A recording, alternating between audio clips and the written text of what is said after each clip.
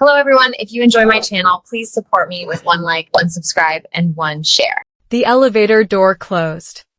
Have you ever wondered if the worst 10 minutes of your life could quietly become the beginning of the happiest chapter you never expected? I used to believe scary moments only left painful memories. I was wrong. One ordinary afternoon in the United States, a broken elevator, one complete stranger, and one decision not to panic changed my life forever. If I had chosen fear instead of one simple conversation, I would never have met the person who later became my closest friend, helped save my marriage, and taught me that sometimes life hides its greatest gifts behind the doors we are desperate to escape. My name is Emily. I am a wife, a mother, and someone who still laughs every time I hear the soft ding of an elevator. But a few years ago, that sound made my heart race. Even today, whenever someone asks me how I met my best friend, they expect a normal answer. At work, at school, maybe at a neighborhood barbecue. When I tell them we met because we were trapped inside an elevator, they usually laugh. Then they stop laughing after I tell them what really happened. That afternoon looked completely ordinary. The sky over the city was bright. People hurried across the sidewalks with coffee cups in their hands. Children laughed outside a nearby park. Nothing warned me that my entire life was about to change before dinner. I had just finished grocery shopping. Nothing exciting. Just milk, bread, fruit, pasta, and cereal for my children. Life felt predictable, safe, maybe even a little boring. If you have ever lived the busy American family life, you probably understand that feeling. Every day follows almost the same schedule. Wake up, work, cook, clean, repeat. Sometimes life becomes so quiet that you stop noticing the small moments. Ironically, it was one very small moment that changed everything. I stepped into the elevator of my apartment building. A man I had never seen before walked in just before the doors closed. Neither of us spoke. That is actually very common in the United States. People often respect personal space. A polite smile. A quick hi. Then silence. The elevator began moving. 3 seconds later, it stopped. Not slowly. Not gently. It stopped so suddenly that my grocery bag tipped over. An apple rolled across the floor. The lights flickered once. Then everything became completely still. At first, I thought it would move again. 5 seconds passed. Nothing. 10 seconds. Still nothing. Then the emergency alarm began flashing. I pressed the open door button. Nothing.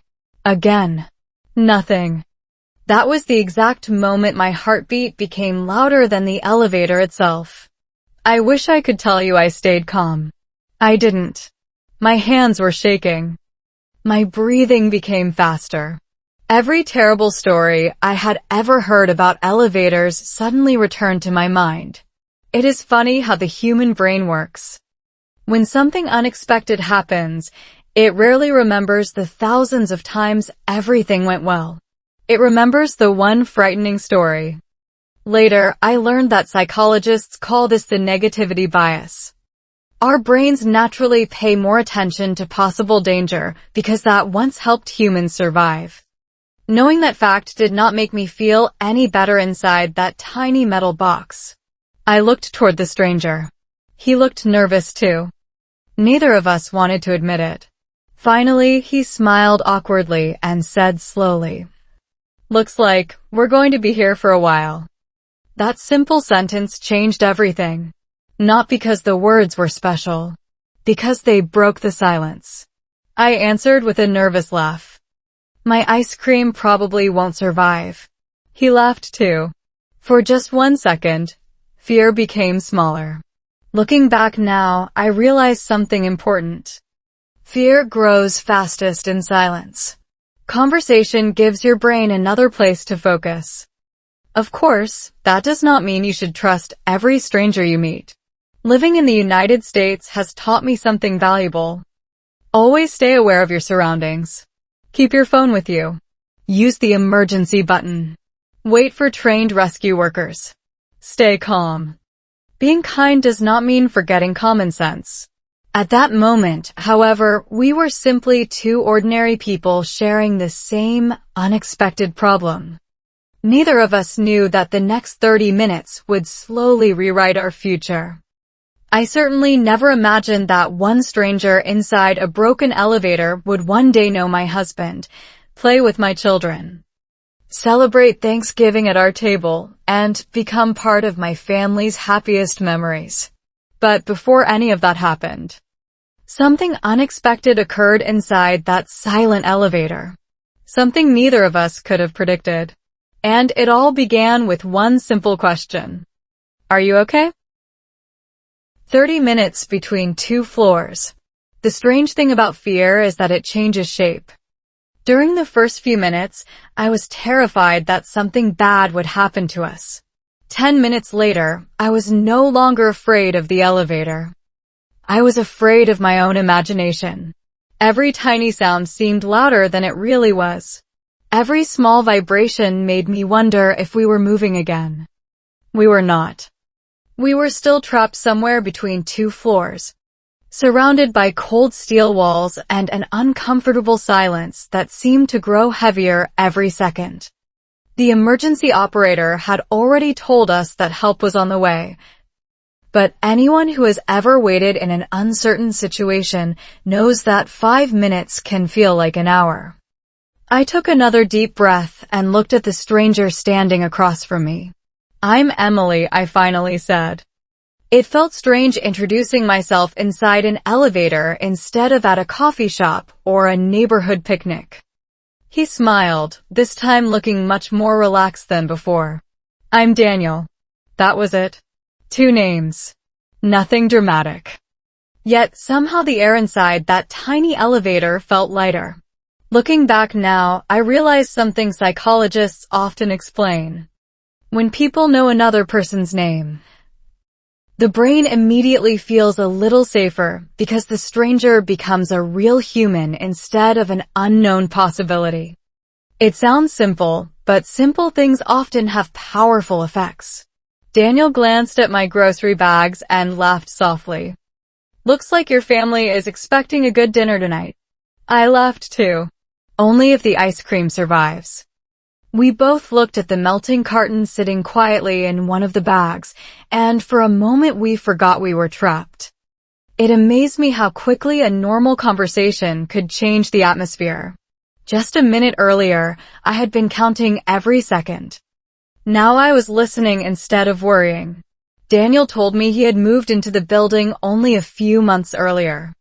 He worked as a civil engineer and often came home late because of construction projects around the city. I joked that at least now he had a good excuse for being late. Sorry, I was stuck in an elevator with my neighbor. We both laughed again. The sound echoed against the metal walls. Funny enough, it was the first time the elevator no longer felt like a prison. It simply felt like a very small room. There is something interesting about life in the United States. People often respect privacy so much that neighbors can live only a few feet apart for years without really knowing each other. We wave politely, smile in the hallway, and continue walking. We become experts at saying, "Have a nice day," but sometimes forget to ask, "How are you really doing?" Sitting inside that broken elevator quietly erased those invisible walls. We were no longer strangers passing each other. We were simply two people sharing the same problem. Daniel suddenly asked, "Can I tell you something funny?" I nodded. I have always been afraid of elevators. I blinked in surprise. Seriously? Seriously, he replied. I usually take the stairs whenever I can. Today I was carrying heavy tools, so I thought I'd save my energy. We both laughed at the irony. Sometimes life has an unusual sense of humor. The one day he decided not to take the stairs was the day the elevator stopped working. I admitted something too. I wasn't actually afraid of elevators before today. And now, he asked. I smiled nervously. Let's wait until we get out before I answer that. We laughed once more, but underneath the laughter something important was happening. My breathing had slowed. My hands had stopped shaking. My thoughts no longer jumped from one disaster to another. Later I discovered that calm conversation can actually reduce stress because it gives the brain something productive to focus on instead of feeding. Endless fear. No one had planned this conversation as therapy, yet somehow it worked exactly that way. Suddenly the lights flickered again. Both of us froze. The elevator made a deep mechanical sound that echoed through the walls. We looked at each other without saying a word. Was it finally moving? Or was something else going wrong? The silence returned instantly. My heartbeat sped up again. Daniel quietly said, "Whatever happens, we'll stay calm." I nodded, although I was not completely sure I believed my own smile. Then, from somewhere above us, we heard footsteps. Real footsteps. Followed by distant voices. Someone knocked gently on the elevator door. "Maintenance," a voice called out. "Can you both hear us?" Relief washed over me so suddenly that my knees almost gave out. I answered louder than I expected. "Yes, we're here." But none of us knew that opening the elevator door would not be the biggest surprise of that afternoon. The real surprise was waiting on the other side, and it would begin with one unexpected invitation that neither Daniel nor I had planned. The coffee we never planned. The elevator doors finally slid open only a few inches before the maintenance team carefully helped us step out one at a time. I cannot fully describe the feeling of placing my feet back on solid ground. It was as if my body had been holding its breath for 30 long minutes without telling me. One of the technicians smiled and apologized for the unexpected breakdown. He explained that an electrical fault had temporarily shut down the system and assured us that situations like this were rare because elevators in the United States are designed with multiple safety systems. I nodded politely, but I barely heard him. My mind was still catching up with everything that had just happened. Daniel picked up one of my grocery bags before I could stop him. "I think your ice cream deserves a rescue mission," he joked. I laughed much harder than the joke deserved. Maybe that is what relief sounds like. We walked through the apartment lobby together, both moving more slowly than usual. Almost as if neither of us wanted the strange little adventure to end just yet. Just outside the entrance, Daniel suddenly stopped. "This may sound strange," he said with an awkward smile, "but after surviving an elevator together, I feel like we at least deserve a cup of coffee." I looked at him for a second. Every safety lesson I had ever learned reminded me not to make quick decisions with someone I barely knew. At the same time, everything about the past 30 minutes had told me that this was simply a kind person who had helped turn fear into laughter. I smiled politely and answered, "Coffee sounds nice, but there's a cafe right across the street." "Public place." He grinned immediately. "Honestly, I was hoping you'd say that." That small moment mattered more than I realized. Respect creates trust. He did not pressure me. He did not act offended. He simply understood. Looking back now, I believe that was the first real reason our friendship lasted. Genuine friendship never begins with pressure. It begins with respect. The cafe was busy with people working on laptops, parents chatting with children, and students preparing for exams. The smell of fresh coffee filled the room, replacing the cold metallic smell of the elevator that still lingered in my memory. We found a small table near the window. For a few seconds, neither of us spoke. Then Daniel smiled. "So, what do two strangers talk about after almost getting trapped forever?" I laughed. "Maybe we start with easier questions. Like favorite coffee." "Deal," he replied. What surprised me most was how natural the conversation became. We were not trying to impress each other. We were simply talking. He told me he loved hiking in national parks whenever he had a free weekend. I admitted that I preferred quiet mornings, bookstores, and baking cookies with my children. He smiled and said, "That already sounds like a happier weekend than mine." We laughed again. Somewhere between discussing coffee, favorite movies, and the best pizza in town, I noticed something unexpected. I was speaking English without overthinking every sentence. Normally, I would silently rehearse my words before saying them. I worried about grammar. I worried about pronunciation. I worried about making mistakes. But that afternoon, none of those fears seemed important anymore. Communication mattered more than perfection. Daniel never corrected my English. He simply listened. When I searched for a word, he waited patiently. Sometimes he gently guessed the word I was looking for. Instead of feeling embarrassed, I felt encouraged. Later I realized that this is one of the best ways to improve a language. Real conversations with patient people teach confidence faster than memorizing perfect grammar alone. The best English is often imperfect English spoken with honesty. Then something happened that completely changed the direction of our conversation. Daniel looked out the cafe window for a moment before quietly saying, "Can I tell you something I've never told anyone in this building?" His voice sounded different, more serious. I nodded. Today was actually my first real conversation with another person in almost 2 weeks. I blinked in surprise. "What do you mean?" He smiled sadly. "I work long hours. I come home late. My parents live in another state. Most of my friends moved away. Some days I realize the cashier at the grocery store is the only person I've spoken to all day." His words stayed with me. From the outside, he looked confident and successful. But loneliness rarely announces itself. It hides behind busy schedules, polite smiles, and ordinary routines.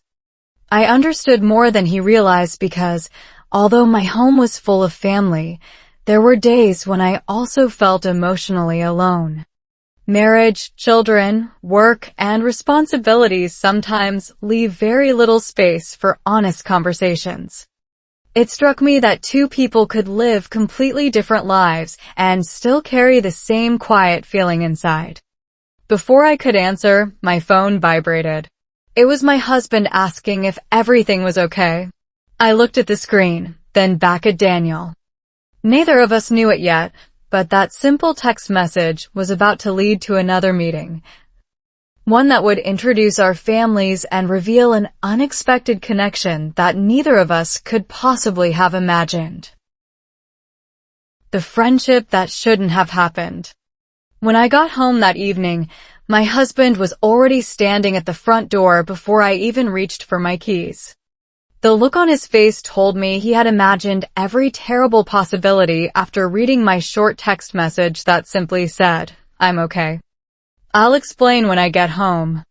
The grocery bags were still in my hands, the ice cream had completely melted, and somehow none of that seemed important anymore. What stayed with me was the conversation inside that little cafe. It felt strange. I had spoken with a complete stranger for less than 2 hours. Yet I knew more about his real feelings than I knew about some people I had greeted for years. My husband listened quietly while I told him everything that had happened. From the moment the elevator stopped to Daniel's unexpected invitation for coffee. When I finished, he smiled and said something I never forgot. Funny how fear can introduce people faster than comfort ever does. At the time, I thought it was simply a nice sentence. Months later, I realized it had become the title of a chapter in my own life. The next Saturday morning, I walked downstairs to check the mail. The elevator had already been repaired, but I still hesitated before pressing the button. My heart remembered what my mind was trying to forget. Just as the doors opened, I heard someone behind me. "I promise it's working this time." I turned around. Daniel, holding 2 paper coffee cups. He laughed the moment he saw my expression. I figured if we're both nervous about elevators now, maybe coffee is cheaper than therapy. I laughed so loudly that an elderly woman walking through the lobby smiled at us. That became our tradition. Not every day. Not every week. Just whenever life happened to bring us downstairs at the same time. Sometimes we talked for 10 minutes. Sometimes for an hour. Sometimes we simply walked around the neighborhood park. Nothing extraordinary happened. And somehow, that was exactly what made our friendship extraordinary. Life in the United States often moves incredibly fast. People rush to work. Rush to appointments. Rush home. Everyone seems busy. Everyone has calendars filled weeks in advance. Yet loneliness quietly grows in places where nobody expects it. You can live in the same apartment building for 5 years without knowing the name of the person across the hall. That thought stayed with me. Our friendship reminded me that community does not disappear because people stop caring. Sometimes it disappears because everyone assumes someone else will start the conversation first. One afternoon, while we were sitting on a park bench watching children play baseball, Daniel looked at me and asked, "Can I ask you something honest?" "Of course." "Were you scared of me that day in the elevator?" I smiled because he deserved the truth. "Yes." He nodded. "I thought so." And honestly, I continued, "I think that was the right reaction." He looked surprised. I explained that every woman learns to be aware of her surroundings, especially when alone. That does not mean believing every stranger is dangerous. It simply means paying attention, meeting in public places, trusting your instincts, letting trust grow naturally instead of forcing it. Daniel smiled. "I'm actually glad you said that." "Really?" "My sister always tells my nieces exactly the same thing." That answer made me respect him even more. Real trust is never offended by healthy boundaries. It protects them. As the weeks passed, something unexpected began happening. I noticed my English improving without making any special effort. Not because Daniel was my teacher. He wasn't. He simply listened. Whenever I forgot a word, he waited. Whenever I pronounced something incorrectly, he understood my meaning instead of interrupting me. Those relaxed conversations slowly removed something that grammar books never could. Fear. I realized many people do not struggle with English because they lack vocabulary. They struggle because they are afraid of making mistakes. Fear speaks louder than grammar. Confidence often arrives one conversation at a time. Then one rainy afternoon, everything changed again. Daniel looked unusually quiet. He kept stirring his coffee without drinking it. Finally, he sighed. "My birthday is next weekend." "Happy early birthday," I smiled. He thanked me, but he did not smile back. I usually spend birthdays alone. I stared at him. "You have family?" "They're far away." "You have friends?" "Most moved to different states." "You could celebrate anyway." He laughed softly. Sometimes celebrating alone only reminds you that you're alone. His words stayed with me all evening. When I told my husband, he didn't even hesitate. "Invite him." I blinked. "To our house?" "Why not? It's his birthday." "But we've only known him for a short time." My husband smiled. "So? He shouldn't spend it alone." I looked at him for a long moment. That simple suggestion felt bigger than either of us realized. Inviting someone into your home is different from meeting for coffee. It means opening your family's world, trusting someone with your children, sharing your dinner table, creating space for a stranger to become something more. The next morning, I picked up my phone at least 5 different times before finally sending one short message. "Would you like to celebrate your birthday with my family this weekend?" I expected him to reply with a polite excuse.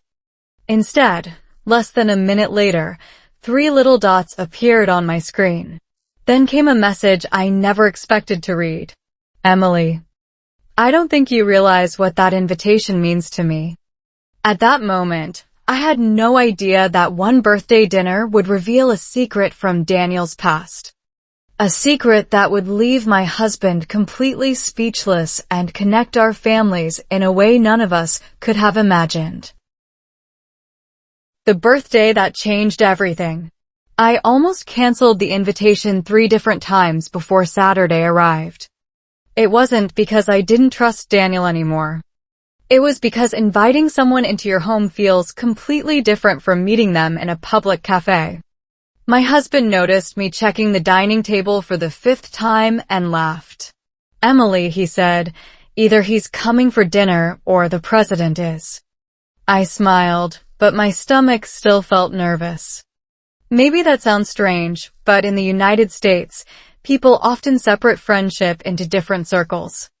There are work friends, neighbors, coffee friends, and then there are the very few people you actually invite into your home. Crossing that invisible line means something. It says, I trust you enough to let you meet the people I love most. At exactly 6 o'clock, the doorbell rang. I opened the door expecting to see Daniel holding nothing more than a birthday smile. Instead, he stood there with a small chocolate cake in one hand and a colorful board game in the other. I wasn't sure what your children would like, he said. But every family should have at least one game that creates friendly arguments. I laughed and invited him inside. Within 5 minutes, my children were already asking him questions about everything. Do you really build bridges? Have you ever seen a bear? Is your favorite superhero Batman? Watching him patiently answer every question made me realize something surprising. Children notice kindness long before adults do. They weren't judging his job, his clothes, or the way he spoke. They only noticed that he listened carefully whenever they talked. During dinner, the conversation flowed more naturally than I ever expected. My husband and Daniel discovered they both loved baseball. My daughter proudly showed him her latest school drawing. My youngest son insisted that Daniel taste his favorite homemade macaroni because, according to him, nobody can have a birthday without good macaroni. Everyone laughed. For the first time in weeks, our dining room felt unusually alive. Then something happened that changed the atmosphere completely. My husband casually asked Daniel where he had grown up. Daniel quietly named a small town in another state. My husband's fork stopped halfway to his mouth. Wait, he said slowly. Did you go to Lincoln High School? Daniel looked surprised. Yes, I graduated from there. My husband stared at him for several seconds before shaking his head in disbelief. No way. Daniel frowned. What? My husband stood up, walked into the hallway, and returned carrying an old photo album that we hadn't opened in years. He flipped through several pages before placing one picture on the table. Look at this. Daniel picked up the photo. His eyes grew wide. Then he laughed louder than I had ever heard before. You're kidding. The picture showed my husband as a teenager standing beside a baseball team. In the second row, almost hidden behind another player, stood a younger version of Daniel. Neither of them had recognized each other after all these years. Time had changed their faces, hairstyles, and lives, but not that old photograph. They had attended the same high school for 1 year before Daniel's family moved away. They were never close friends back then. They simply knew each other well enough to remember familiar faces. What were the chances? Out of millions of people living across the United States, the stranger trapped beside me in a broken elevator had unknowingly shared part of my husband's past. None of us could stop smiling. It felt almost impossible. We spent the next hour looking through old school photos, laughing at embarrassing hairstyles, outdated clothes, and forgotten memories. Even my children became fascinated. They kept saying, "So you knew each other before Mom met him?" "Not really," my husband answered. Life just gave us another chance. That sentence stayed with me because it perfectly described the entire evening. Sometimes people are not new to our lives. Sometimes life simply brings them back when we finally need them. Before Daniel left, we gathered around the birthday cake. My youngest son insisted that everyone make a wish together. After blowing out the candles, Daniel became unusually quiet. He looked around our dining room, then softly said something that almost brought tears to my eyes. I honestly expected to spend tonight eating frozen pizza alone while watching television. He paused for a second before continuing. Instead, you gave me something I haven't had in years. My husband smiled. What's that? Daniel looked at each of us before answering with one simple word. Family. The room became completely silent. No one knew what to say because every one of us understood exactly what he meant. But none of us realized that this beautiful evening was only the beginning. Just a few days later, one unexpected phone call would reveal the painful reason Daniel had been living such a lonely life. And our family would soon face a decision that would test whether friendship is something we simply talk about or something we truly live. The phone call that changed our friendship forever. 3 days after Daniel's birthday dinner, I was folding laundry when my phone rang. His name appeared on the screen, but something immediately felt different. Daniel was usually cheerful, even when he was tired. This time, he didn't say, "Hi, Emily." He didn't make one of his terrible jokes about elevators or melted ice cream. There was only silence. The kind of silence that tells you a person has been carrying something heavy for a very long time. "Daniel?" I asked softly. "Is everything okay?" He took a slow breath before answering. "Can I ask you something?" "Of course." "Are you busy?" I looked around the house. The washing machine was humming, my children were still at school, and sunlight filled the kitchen window exactly as it had on the afternoon when the elevator changed our lives. "No," I replied. "What's wrong?" Another pause. Then he quietly said something that completely caught me off guard. "I don't think I know how to be alone anymore." Those words stayed in my mind long after the phone call ended. Most people think loneliness means having nobody around you. It doesn't. Sometimes loneliness begins the moment you realize nobody truly knows what you're carrying inside. Daniel explained that the birthday dinner had reminded him of everything he had been missing for years. Not presents. Not parties. Simple conversations. The sound of children laughing. Someone asking if he wanted another slice of cake.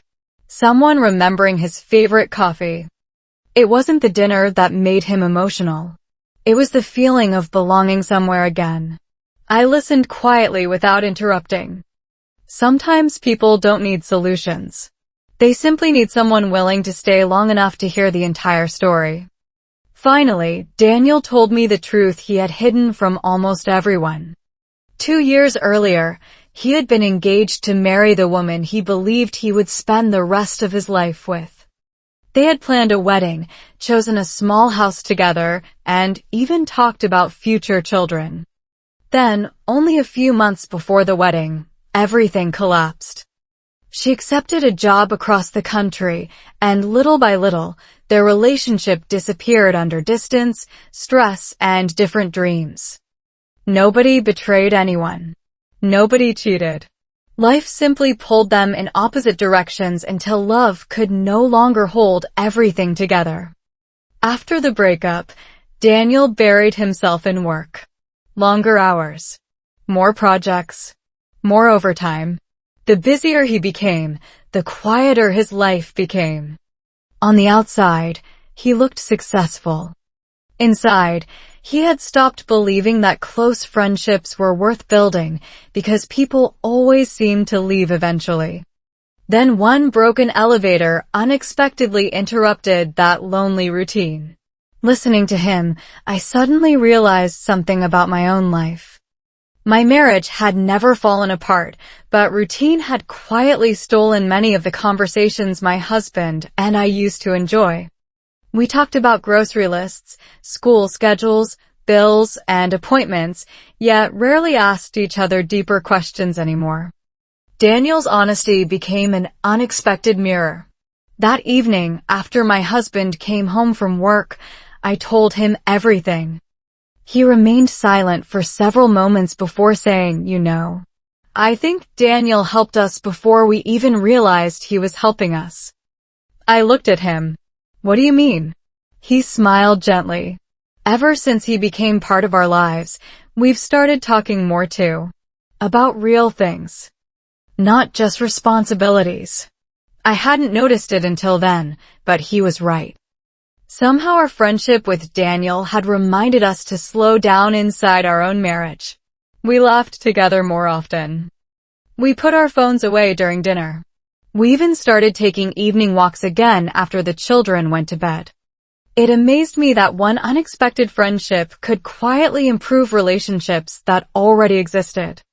A week later, we invited Daniel to join us for a Sunday picnic at a nearby park. The children ran across the grass chasing bubbles, while the adults sat under a large oak tree sharing sandwiches and lemonade. Watching everyone together, I realized something beautiful. Friendship does not always arrive because people are searching for it. Sometimes it appears while people are simply surviving ordinary days. Daniel smiled more than I had ever seen before. My youngest son even started calling him Uncle Daniel, and instead of correcting him, Daniel simply smiled with watery eyes. But just when it seemed life had finally settled into something peaceful, my husband received a phone call that changed the direction of all our lives again. He listened quietly for less than a minute before slowly lowering his phone. His face had completely changed. I immediately knew something was wrong. What happened? I whispered. He looked first at me, then at Daniel. Finally, he spoke words none of us expected to hear. Daniel, your father has been taken to the hospital. In that instant, our friendship stopped being about shared coffee, funny memories, or a broken elevator. It became something much deeper. It became family, and none of us knew that the hardest chapter of our story was only just beginning. The promise outside the hospital. The drive to the hospital felt much longer than it actually was. My husband kept both hands firmly on the steering wheel while Daniel sat beside him, staring through the windshield without saying a single word. I sat in the back seat, watching the city lights pass by one after another. Remembering how only a few weeks earlier the three of us had been laughing over birthday cake and old photographs. Life has a strange way of changing direction without asking for permission. One unexpected phone call can quietly separate the version of yourself that existed yesterday from the one that wakes up tomorrow. When we arrived at the hospital, everything moved quickly. Nurses walked through the hallways with calm, practiced expressions. Families whispered to one another in waiting rooms. The smell of coffee mixed with disinfectant filled the air. It reminded me that hospitals all seem to speak the same silent language. Hope and fear always arrive together. Daniel disappeared behind the emergency doors after speaking with the receptionist. My husband and I sat down without saying much. Sometimes there are no perfect words. Sometimes the greatest kindness is simply refusing to leave. Nearly an hour passed before Daniel returned. His shoulders looked heavier than I had ever seen. He sat beside us and quietly said, "He's stable." I finally breathed again. Then Daniel continued. "The doctors think he'll recover, but they said he shouldn't be living alone anymore." He looked down at the floor before adding, "I don't even know how to tell him that I can't always be there." His voice cracked for the first time since I had met him.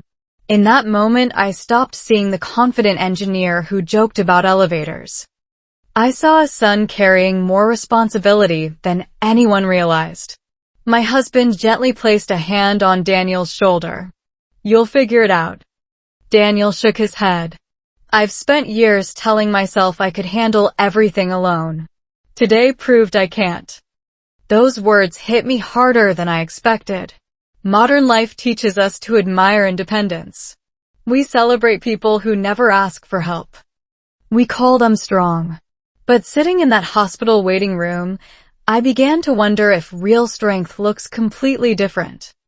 Maybe strength is admitting that you need people before life forces you to admit it. While Daniel met with the doctor, I walked to the hospital cafe to buy coffee. The woman behind the counter smiled and asked how my evening was going. For a second, I almost answered automatically. Good, thanks. Then I stopped. It wasn't a good evening. It was a difficult one. Yet somehow it also reminded me how fragile every ordinary day really is. I thanked her, carried 3 cups back upstairs, and found my husband quietly talking with an elderly man whose wife had been admitted earlier that afternoon. 2 complete strangers were encouraging each other as if they had been friends for years. Hospitals do that. They remind people that compassion matters far more than appearances. When Daniel returned, we sat together until almost midnight. We talked about his father, about growing older, about how quickly parents begin depending on the children they once protected. Then Daniel suddenly smiled. Do you remember what I said in the elevator? I laughed softly. Which part? Looks like we're going to be here for a while. We all laughed, even inside that hospital waiting room. I guess I underestimated how long a while would be, he said. Looking back now, I realize our friendship was no longer built on one dramatic event. The broken elevator had only introduced us. Real friendship was being built in ordinary moments like these, when nobody expected anything in return. During the following weeks, our family helped Daniel visit his father whenever work became overwhelming. Sometimes my husband drove him to the rehabilitation center. Sometimes I cooked extra meals so he wouldn't have to worry about dinner after long hospital visits. Our children drew colorful cards filled with smiling stick figures and hearts that made Daniel's father laugh every single time. Little by little, healing reached more than one person. His father became stronger. Daniel smiled more often. Even our own family grew closer because helping someone else reminded us to appreciate the life we already had. Then, just when everything finally seemed to be getting better, another surprise arrived. One Saturday morning, Daniel knocked on our front door carrying an old envelope that his father had insisted he open only after leaving the hospital. His hands were trembling before he even unfolded the letter. Dad told me this would explain something I've wondered about my entire life, he whispered. We gathered around the kitchen table as he slowly opened the faded envelope. None of us imagined that the words inside would reveal a family secret hidden for more than 30 years. A secret that would change not only Daniel's future, but ours as well. The letter that was never meant to be forgotten. Daniel looked at the old envelope for almost a full minute before opening it. The paper was yellow around the edges, and someone had carefully written his name across the front in handwriting that looked older than I had ever seen. His father had simply said, "Read this when you're ready." Nothing more. We sat quietly around my kitchen table. The children were playing upstairs. My husband poured fresh coffee into 3 mugs, and outside, the neighborhood looked exactly as peaceful as it had on the afternoon when a broken elevator had quietly changed all of our lives. It was hard to believe that another ordinary Saturday was about to leave another unforgettable memory. Daniel unfolded the letter with shaking hands and began reading silently. Within seconds, I noticed his expression changing. First confusion, then surprise, then something I couldn't quite recognize. He stopped reading halfway through and covered his mouth. My husband leaned forward. "Daniel, what is it?" He looked at both of us before speaking in a voice so quiet I almost didn't hear him. "My father wrote this letter 15 years ago." He swallowed hard. He never expected me to read it. The room became completely silent. Daniel continued reading aloud. His father explained that after Daniel's mother passed away, he had been overwhelmed by grief. Instead of talking about his pain, he buried himself in work, believing that providing food, education, and a safe home was enough. It wasn't. The letter admitted something that many parents never say out loud. "I loved you every day," his father had written, "but I forgot to show you often enough." Daniel stopped again, his eyes filling with tears. "I always thought he was disappointed in me," he whispered. "He wasn't," my husband gently replied. Sometimes people from older generations were taught to hide love instead of expressing it. Daniel nodded without taking his eyes off the letter. His father continued writing about birthdays he had forgotten, school events he had missed, and family conversations he had postponed because he believed there would always be another chance. Then came one sentence that none of us will ever forget. Loneliness is not created by living alone. It is created every time love remains unspoken. No one at the table moved. It felt as though the entire room had paused to let those words settle into our hearts. I thought about my own marriage. How many times had my husband and I assumed the other person already knew how much we cared?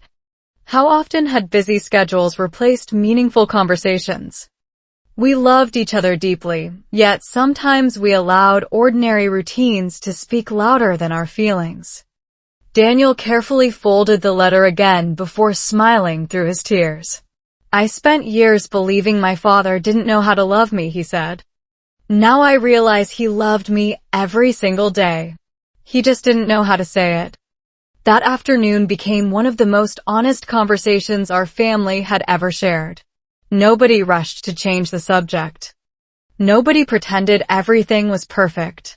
Instead, we talked about things many families quietly avoid: regret, forgiveness, fear, gratitude. It amazed me how one handwritten letter could accomplish what years of silence never had. Later that evening, my husband walked into the living room carrying a small box from the top shelf of our closet. Inside were dozens of birthday cards, anniversary notes, and little drawings our children had made over the years. "Maybe we should stop saving these for special occasions," he said. "Maybe we should start writing more while people can still read them." I smiled because I knew he was right. From that day forward, something small but meaningful changed inside our home. We began leaving handwritten notes for one another. Sometimes they were only a single sentence. "Good luck today. Thank you for dinner. I'm proud of you. Love you." Those little notes slowly became part of our daily life. Surprisingly, they also helped my confidence when speaking English because I started thinking more carefully about simple words that carried real meaning. I realized that language becomes much easier to remember when it is connected to genuine emotion instead of memorized lists. Weeks later, Daniel visited his father again and brought the letter with him. Instead of asking why he had hidden it for so many years, Daniel simply hugged him. His father hugged him back without saying a word. Some conversations don't need sentences. They only need forgiveness. Watching their relationship heal reminded me that the broken elevator had never been the real miracle. The miracle was what happened afterward. One unexpected moment of fear had created friendship. Friendship had rebuilt trust. Trust had strengthened my marriage, healed a father and son, and taught all of us that ordinary kindness can quietly transform ordinary lives. I thought our story had finally reached its happiest chapter. I was wrong. Because only a few months later, I found myself standing in front of that same apartment elevator once again. This time, however, someone else was trapped inside, and I was about to discover whether I had truly learned the lesson that changed my own life. The elevator opened again.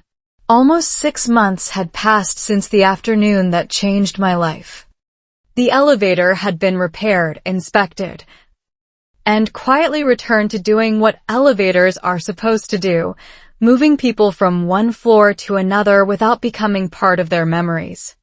Yet every single time those metal doors opened, I still paused for half a second before stepping inside. Fear had faded, but it had never completely disappeared. Maybe that is how healing really works. We don't erase frightening memories. We simply learn to walk forward with them. One rainy Tuesday evening, I was returning home after buying groceries, smiling because my daughter had texted me a picture of the cookies she and my husband had tried to bake without me. Judging by the photo, they had accidentally created something that looked more like rocks than dessert. I laughed to myself as I entered the apartment lobby. Then I heard it. A loud metallic sound, followed by a child's cry. My heart stopped. It came from the elevator. Several neighbors were already gathering around the closed doors. Someone had pressed the emergency button. A building employee was speaking calmly through the intercom, asking everyone inside to remain still while maintenance crews were being dispatched. I stood frozen for a second because suddenly I was no longer looking at an elevator. I was looking at my own past. I remembered the darkness, the silence, the racing heartbeat, the fear that seemed much larger than the tiny space around me. Then I heard a little girl's trembling voice through the speaker. "Mom, I want to go home." Without thinking, I walked toward the door. "Hi," I said loudly enough for them to hear. "My name is Emily. You're going to be okay." There was a brief silence before another voice answered. It belonged to a young mother. She sounded calm, but I could hear the effort it took to protect her daughter from panic. "Thank you," she replied. "She's getting scared." I smiled even though they couldn't see me. "Can I tell her a secret?" The little girl answered first. "Okay." I leaned closer to the elevator door. A while ago, I got stuck in this exact elevator. The hallway became quiet. Even the neighbors stopped talking. "Really?" the little girl asked. "Really," I replied. I thought it was the worst day of my life. I paused for a moment before adding, "It turned out to be one of the best." Her crying stopped. "How?" she whispered. I laughed softly. "Because that's where I met my best friend." For the next 20 minutes, I sat on the hallway floor talking through the closed elevator door. I asked the little girl about her favorite cartoons. She told me she loved drawing butterflies. I told her about the melted ice cream I had once carried inside the same elevator. She giggled. Her mother laughed too. Fear slowly gave way to curiosity, exactly as it had happened to me months earlier. Looking around, I noticed something beautiful. Other neighbors had begun helping without anyone asking them to. One person brought bottled water for the maintenance workers. Another comforted the worried grandmother standing nearby. Someone else called building management to make sure emergency responders had the correct information. It reminded me of something people often overlook in busy American cities. Community is not measured by how often people speak. It is measured by how quickly they show up when someone needs help. A maintenance technician finally arrived and carefully opened the elevator doors. The little girl stepped out holding her mother's hand. She looked around until her eyes found mine. Then she smiled. Before leaving, she walked over and wrapped her tiny arms around me. "I'm not scared anymore," she whispered. Her mother thanked everyone before turning back toward me. "You didn't just calm my daughter," she said quietly.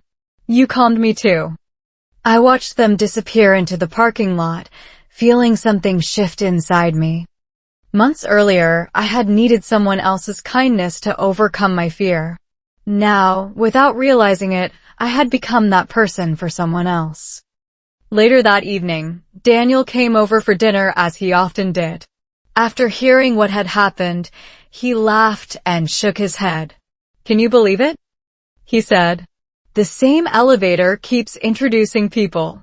We all laughed, but then he became thoughtful. Maybe the elevator was never the important part. What do you mean? My husband asked. Daniel smiled. The important part was what people decided to do after they were afraid. His words stayed with me long after dinner ended. Fear can close a heart, or it can quietly open one. The choice belongs to us. As I cleaned the kitchen that night, I realized our story was almost complete. Or at least, that was what I believed. Because the very next weekend, our family returned to the exact place where everything had begun. And standing in front of those familiar elevator doors, I finally understood the life lesson that had been hiding inside this ordinary accident from the very beginning. What really happened inside that elevator? The following Saturday, our family stood in front of the same apartment elevator where this unbelievable story had begun. The hallway looked exactly the way I remembered it. The same cream-colored walls. The same security camera above the door. Even the soft mechanical sound before the elevator arrived was unchanged.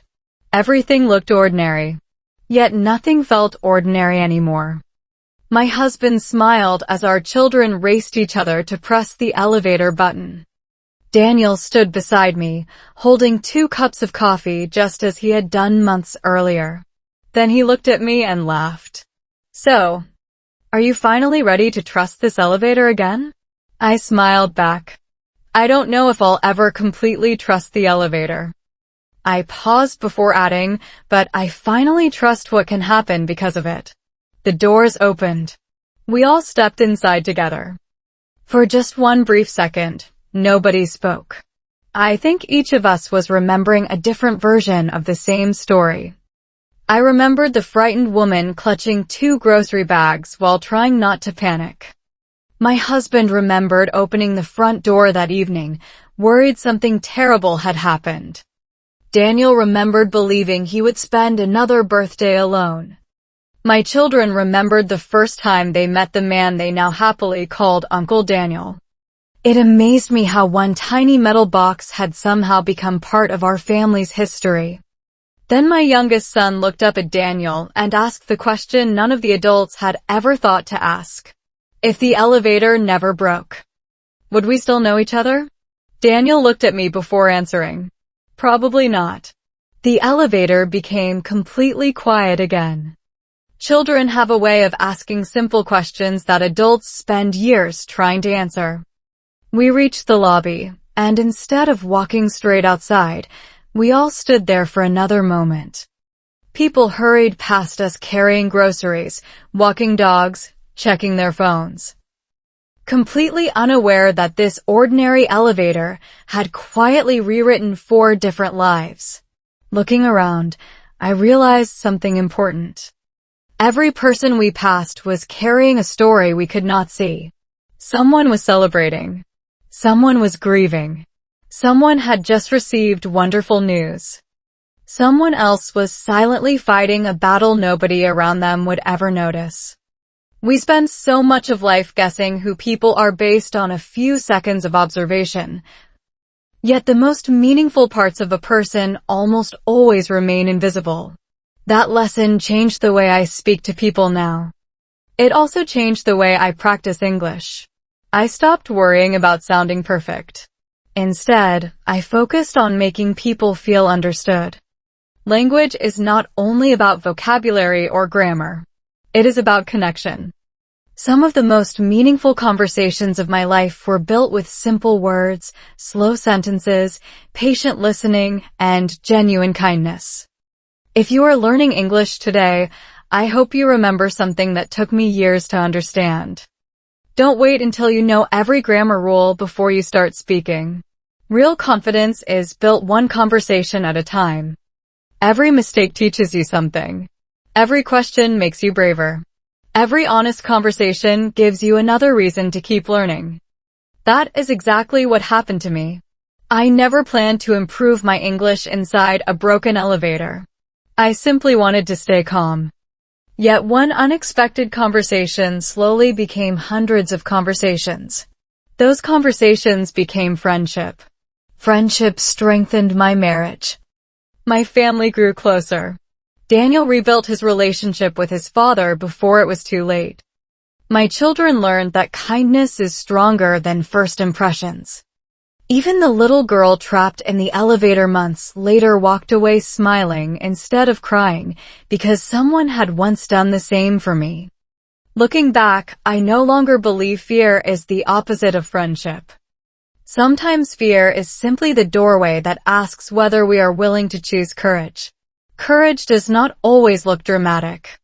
Sometimes courage is introducing yourself. Sometimes it is asking, "Are you okay?"